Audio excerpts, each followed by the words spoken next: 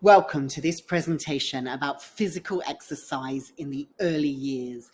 This short presentation will take you through some of the things that as an early years practitioner you should be thinking about in terms of the kind of physical exercise, the provision that you make in the early years from babies to 3 or 4 in relation to physical exercise.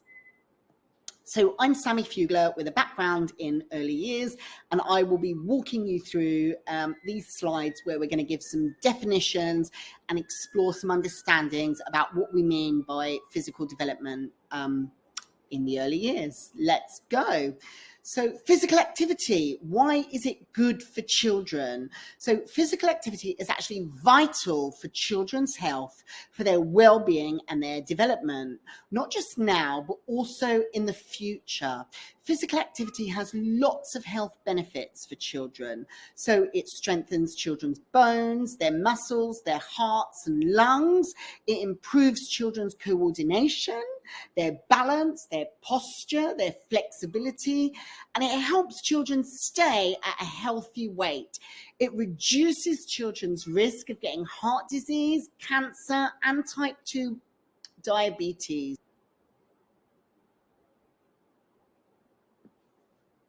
Physical activity also boosts children's well-being. For example, more active children are more likely to be confident and feel like they belong, to be relaxed and sleep well. So physical exercise does have a direct correlation with how children sleep. The more active they are, the more physical they are, the better they sleep, not just at night, for afternoon naps as well. That children who are physically active concentrate better. So during physical activity times, after this, there is evidence that shows they can better focus and better concentrate on at times where they're being asked to do that, for example, in circle time or a focused activity. They get along with others, they make friends more easily. Sharing and turn taking and cooperative play are all reinforced and encouraged and practiced as part of physical activity. This is what the research shows. Physical activity is really an important part of play and learning. And it's also just good fun for children to get out there, to move, to be physical. So let's start to work towards a definition of thinking about what physical activity actually is. So physical activity is any kind of activity that involves moving your body. It includes everyday things, physical play, organized sport, planned exercise, but also just moving and getting out there and being physical. There are 3 main types of physical activity that we're going to go on now to look at. One is light physical activity, one is moderate physical activity, and one is vigorous physical activity. So let's move towards now a definition for those 3 types of physical activity. So starting off with light physical activity, this could be, for example, going for a stroll, could be playing a musical instrument, standing up at a painting easel, and I'm sure if you think about it, you can think of many other light physical activities examples that you can think about in the early years classroom. Moderate physical activity, this is physical activity that gets children huffing and puffing, and it could include walking quickly, riding to or from daycare, dancing, skipping, playing in puddles, flying kites, could be swimming as well. And again, I'm sure if you thought about it, you could think about many other types of moderate physical activity that happens and that you can provide for in the early years classroom. And then we'll move on to vigorous physical activity. This is when children huff and puff a lot. They might start to sweat, and it could be running around games, riding the ride-on toys or bimbers fast around the provision, and also playing organised sports games within early years or other kind of educational settings.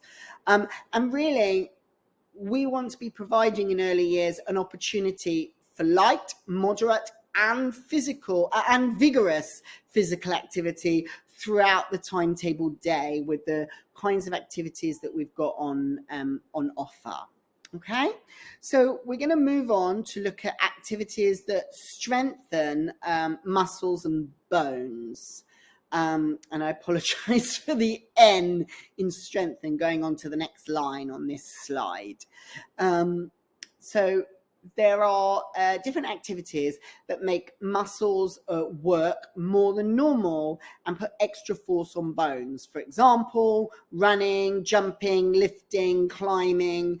And we should be looking in the early years throughout a range of activities, a range of learning experiences to offer activities that can give children the opportunity to do those kinds of things.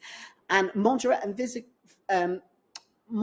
and vigorous physical activities will often help to build muscle and build bone strength, which is really so important in the early years. So coming on to something now that we call energetic play.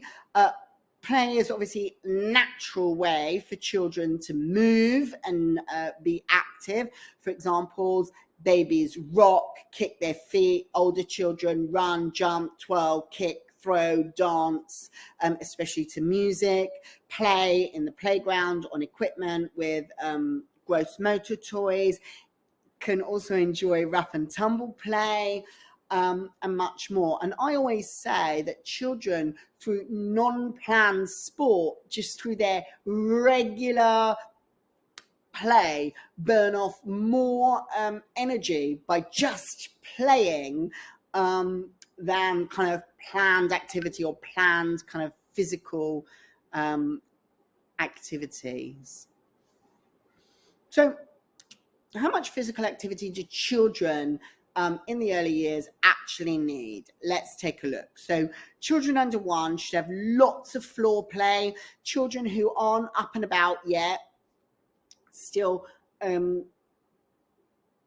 quite stationary, they should have at least 30 minutes of tummy time a day.